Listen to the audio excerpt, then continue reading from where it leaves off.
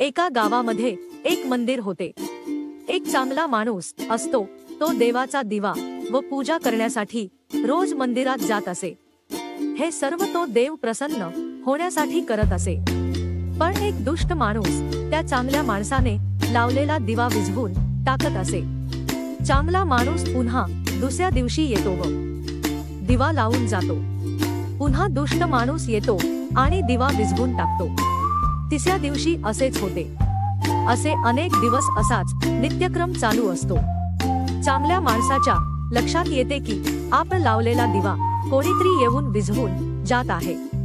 मग तो माणूस विचार करतो की आपण लावलेला दिवा रोज कोणीतरी विझवून टाकत आहे। दिवा लावण्यामध्ये काही अर्थ नाही। एक दिवस तो दिवा लावण्यासाठी व पूजा करण्यासाठी मंदिरात जात नाही, पण दुष्ट माणूस त्या दिवशी पण मंदिरात दिवा विझवण्यासाठी येतो, पण मंदिरामध्ये दिवा लावलेला नसतो आणि दुष्ट माणसाला देव प्रसन्न होतो। कारण तो नित्यनेमाने त्याचे काम करण्यासाठी तेथे आलेला असतो। तात्पर्य नित्यनेमाने काम केल्यास फळ नक्की मिळते।